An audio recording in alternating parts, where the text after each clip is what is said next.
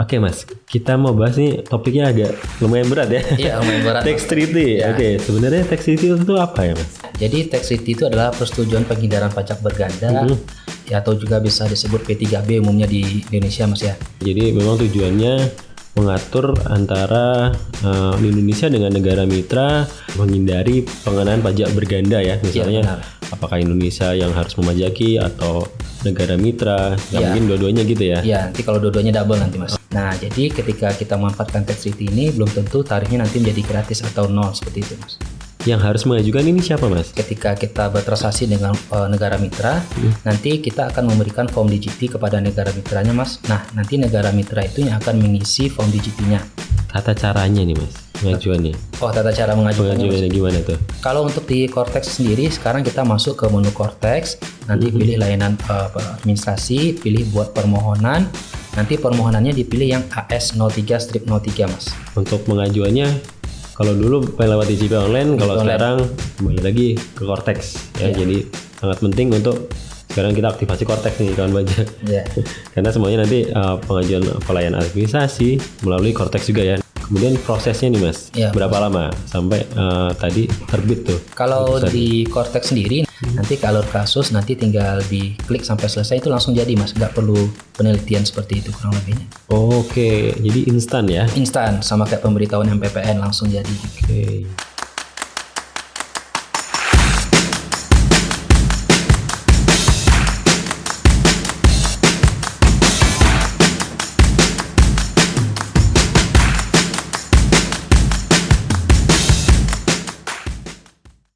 Selamat pagi kawan pajak, selamat datang dan selamat bergabung kembali di podcast Katalog Gue, podcastnya Kanwil DJP Banten.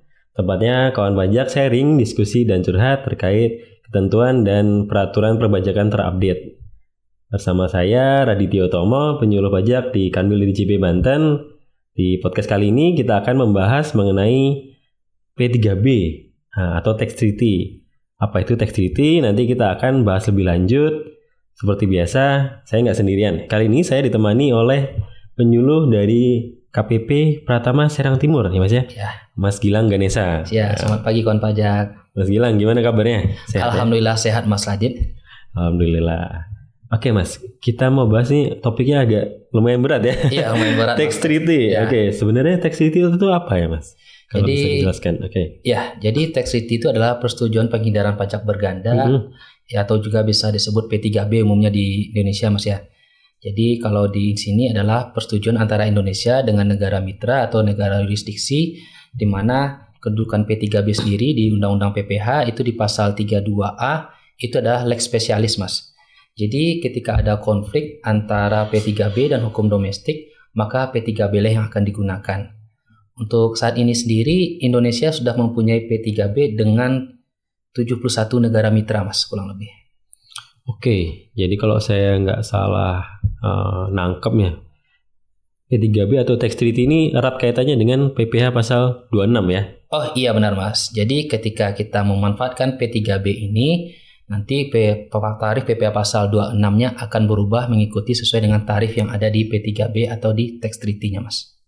Oke, jadi memang tujuannya mengatur antara Indonesia dengan negara mitra apabila ada pemajakan atas suatu objek gitu ya. Iya, pemajakan itu akan menghindari pengenaan pajak berganda ya. Misalnya apakah Indonesia yang harus memajaki atau negara mitra, mungkin dua-duanya gitu ya. Iya, nanti kalau dua-duanya double nanti, Mas. Oh, jadi itu tadi namanya penghindaran pajak berganda.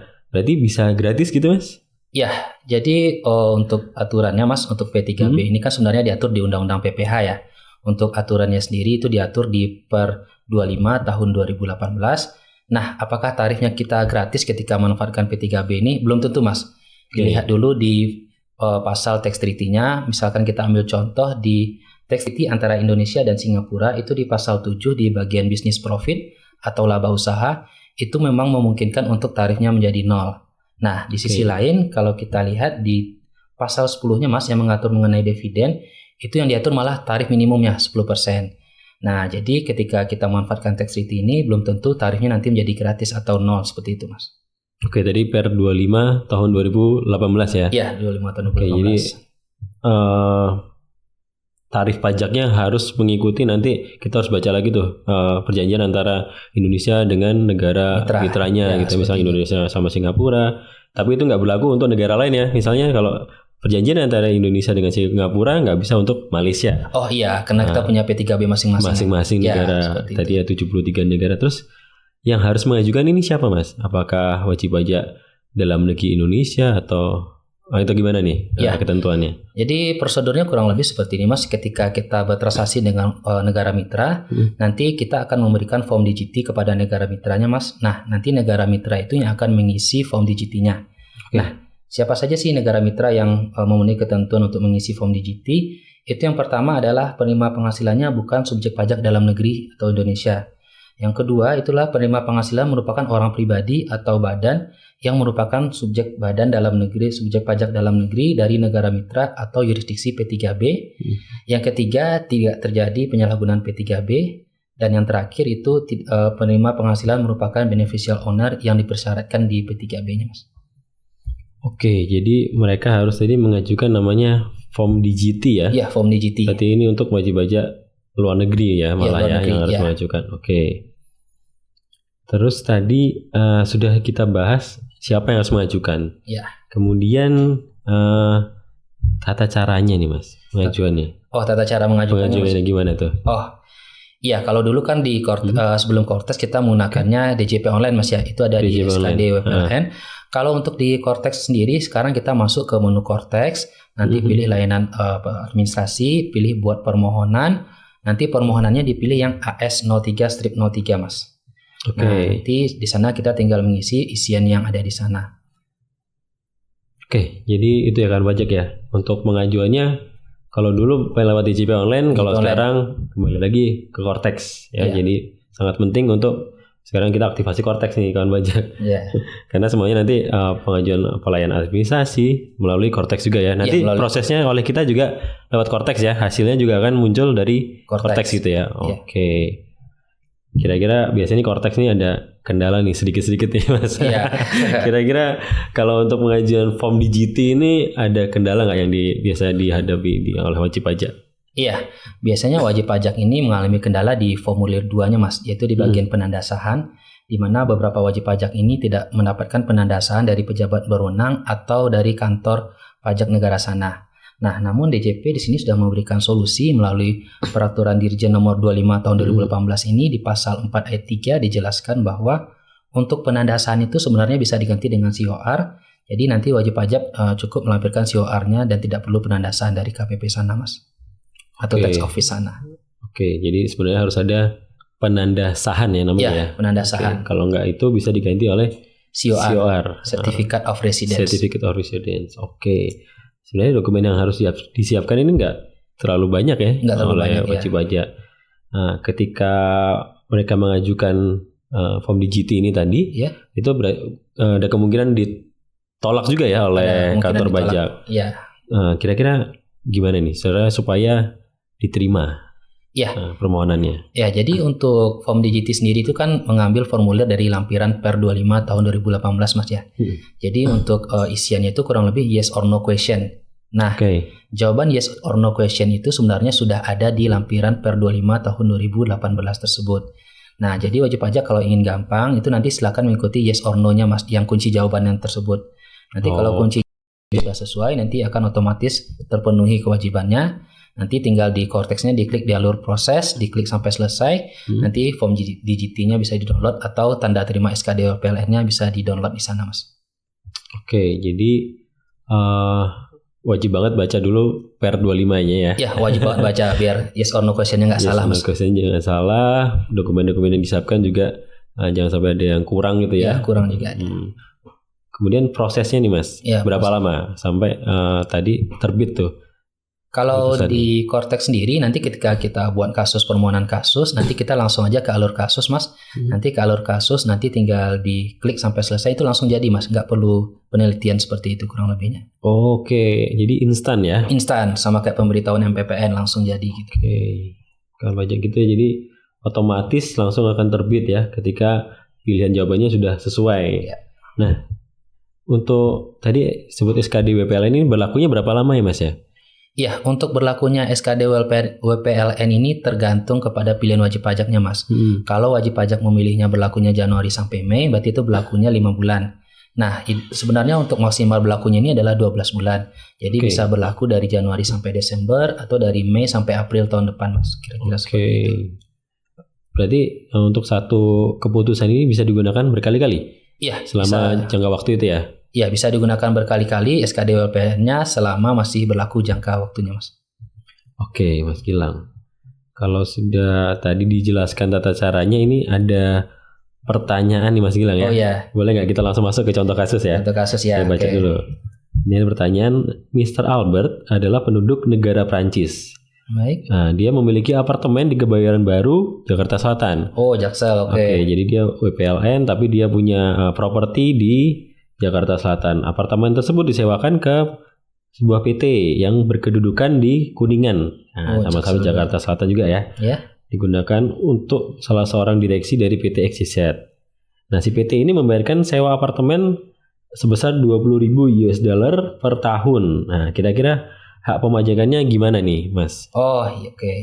Jadi kalau kita lihat, Mas ya, untuk P3B antara Indonesia dan Prancis itu untuk harta tak bergerak ini diatur di pasal 6 ayat 1. Di mana kurang lebih bunyinya pendapatan dari harta tak bergerak termasuk pendapatan yang diperoleh dari hasil pertanian atau kehutanan dapat dikenakan pajak di negara pihak pada persetujuan di mana harta itu terletak. Nah, berdasarkan P3B tersebut itu kan untuk apartemennya berada di Indonesia, Mas ya. Nah, sehingga untuk harta tak bergerak tersebut Indonesia memiliki kewajiban untuk memajakinya atau mempunyai hak untuk memajakinya. Nah, dalam kasus ini kan untuk harta tak bergerak atau sewa tanah atau bangunan ini tidak diatur khusus di P3B antara Indonesia dan Prancis, sehingga hak pemajakannya nanti kembali lagi diatur di PP 34 tahun 2017 tentang pajak penghasilan atas penghasilan dari persewaan tanah dan atau bangunan. Jadi tarifnya mengikuti tarif dari pajak sewa tanah atau bangunan yang di pasal 4 ayat 2 Undang-Undang PPH, Mas. Oke, jadi tetap mengikuti ketentuan yang berlaku di negara yang berhak memajaki gitu ya. Dan ini P3B itu perjanjiannya spesifik ya? Spesifik. Jadi harta tidak bergerak antara Indonesia dengan Prancis, siapa yang berhak memajaki sudah disebut di situ. Sudah disebut sana semua. Oke, cuma tarifnya nggak langsung diatur ya? Ada yang langsung diatur, ada yang langsung diatur, ada yang nggak. Oke. Ada lagi nih Mas, boleh ya? Ada satu pertanyaan lagi nih. Terkait usaha penerbangan nih Mas. Oh, penerbangan pesawat berarti ya? Pesawat airlines. Ada Shanghai Airlines, sebuah perusahaan penerbangan yang berkedudukan di China. Mengoperasikan pesawat terbang dalam jalur lintas internasional dari rutenya Shanghai Jakarta, Jakarta Shanghai. Gimana nih Mas? Yang berhak memajaki siapa gitu? Nah, siapa, Indonesia kah apa Cina? Oke, kalau kita lihat ya Mas ya, antara P3B antara Indonesia dan Cina mengatur di pasal 8 ayat 2-nya Mas. Jadi kalau di pasal 8 ayat 2-nya kurang lebih bunyinya seperti ini. Laba dari pengoperasian pesawat udara dalam jalur lalu lintas internasional hanya akan dikenakan pajak di negara pihak pada persetujuan di mana perusahaan yang mengoperasikan pesawat udara tersebut berkedudukan. Nah, berdasarkan P3B di atas, maka Indonesia tentu harus melepas hak pemajakannya ke Cina, Mas. Karena untuk Shanghai itu kan ada kedudukan di Cina. Nah, kemudian di sini kan kita lihat tarifnya menjadi 0, Mas ya, karena hak pemajakannya ada di Cina. Tapi di sini nanti si pihak Cina akan menyampaikan SKD WPLN-nya kepada pihak Indonesia agar nanti PPh pasal 26-nya dipotong 0%. Jadi ketika hak pemajakannya berada di negara sana bukan berarti kita tidak membuat bukti potong, Mas. Tetap membuat bukti potong dengan tarif 0% seperti itu. Oke, jadi SKD WPLN itu digunakan untuk membuktikan bahwa si Shanghai Airlines ini adalah berkedudukan di China gitu ya, misalnya. Berkedudukan di China dan berhak memanfaatkan P3B. Memanfaatkan P3B antara Indonesia dengan Cina. Oke. Nah, itu tadi kalau WPLN nih, Mas. WPLN. Kalau misalnya kita ngomongin WPLN ini punya BUT atau bentuk usaha tetap di Indonesia. Apakah ada perbedaan untuk pemajakannya? Iya. Untuk BUT sendiri itu biasanya sudah diatur di P3B. Jadi biasanya BUT itu definisinya dijelaskan di pasal 5 biasanya di P3B antara Indonesia dan negara mitra. Nah, perbedaannya apa ketika wajib pajak luar negeri tersebut mempunyai BUT atau tidak? Itu terletak di pemajakannya, Mas. Jadi misalkan ketika dia punya BUT A di negara Indonesia, maka biasanya nanti akan dikenakan PPh pasal 23. Kurang lebih contohnya bisa seperti ini Mas, ketika A Ltd merupakan head office yang terdaftar di negara US, Indonesia dia memiliki BUTA yang memiliki kegiatan usaha. Kemudian ketika si A Ltd ini mendapatkan royalti atau dari perusahaan Indonesia membayar royalti kepada si A Ltd ini, kemudian si A Ltd ini kan tadi kan mempunyai BUT ya, BUTA yang manajemennya adalah manajemen royalti atas penghasilan yang diperoleh oleh LTDA tersebut. Maka nanti pemajakannya kurang lebih ketika Indonesia memberikan penghasilan kepada si luar negeri tersebut ALTD, maka dia akan melakukan pemotongan PPh pasal 23 sebesar 15% ke BUT-nya si A tadi Mas. Kurang lebih seperti itu. Jadi ada sedikit perbedaan ya. Iya. Jadi untuk BUT-nya sendiri ada penghasilan yang dipajaki juga. Iya, ya. BUT-nya dipajaki di Indonesia jadinya. Oke, biasanya kalau BUT atau bentuk usaha tetap ini ada juga kaitannya nih dengan branch profit tax, Mas. Oh, branch profit tax. Boleh dijelaskan sedikit nggak ke kawan baca brand profit tax itu? Ya, brand profit tax itu apa? Ya, kita bisa mengacu di pasal 1 ayat 1 PMK 14/PMK 03/2011. Branch profit tax yaitu penghasilan kena pajak sesudah dikurangi pajak dari suatu BUT di Indonesia sesuai pasal 1. Nah, di sini untuk branch profit tax sendiri dikenakan nanti adalah PPh pasal 26 Mas. Jadi ketika labanya mau dikirim ke luar negeri itu akan dikenakan PPh pasal 26 sebesar tarifnya 20% atau mengikuti tax treaty. Nah, di sini dapat diberikan pengecualian sebenarnya Mas untuk agar tidak dikenakan PPh pasal 26 itu dengan cara diinvestasikan atau ditanamkan kembali di Indonesia. Oke. Jadi harus diinvestasikan kembali oleh si BUT itu ya? Ya. Ada kriterianya nggak? Harus diinvestasikan di mana gitu saja? Oh, untuk kriteria investasinya sendiri nanti diatur di pasal 1 ayat 3 PMK 14 tahun 2011. Jadi kurang lebih ada 4. Penyertaan modalnya itu harus disertakan atau dikedudukan di perusahaan penyertaan modal pada perusahaan yang baru didirikan atau berkedudukan di Indonesia sebagai pendiri atau peserta pendiri. Kemudian bisa juga penyertaan modal pada perusahaan yang sudah didirikan. Kemudian bisa juga pada pembelian aktiva tetap yang digunakan oleh BUT. Dan terakhir investasi pada aktiva wujud untuk menjalankan usaha BUT seperti itu. Oke, jadi sebenarnya cukup longgar ya instrumen-instrumen yang bisa dimasukkan investasi oleh BUT tersebut ya sebenarnya. Ada 4 sebenarnya pilihan. Oke, jadi tinggal mengikuti dari PMK 14 ya? Iya, PMK 14 tahun 2011. Oke, Mas Gilang, terima kasih banyak untuk P3B, tax treaty, dan juga tadi kita bahas sedikit terkait BUT, kawan pajak. Terima kasih kawan pajak yang sudah menyaksikan podcast kali ini. Sampai bertemu kembali di podcast berikutnya. Untuk update dari perpajakan lainnya, kawan pajak juga bisa follow sosial media kita. Untuk Instagram ada @pajakdjp Banten. Kalau untuk YouTube di Kanwil DJP Banten. Kemudian untuk dari Serang mungkin ada Mas sosial media yang bisa diikuti. Sosial media kami di IG kami di Pajak Serang Timur. Oke, Pajak Serang Timur ya. Oke. Baik, kawan pajak sampai bertemu kembali. Terima kasih. Terima kasih Mas Adit. Dadah.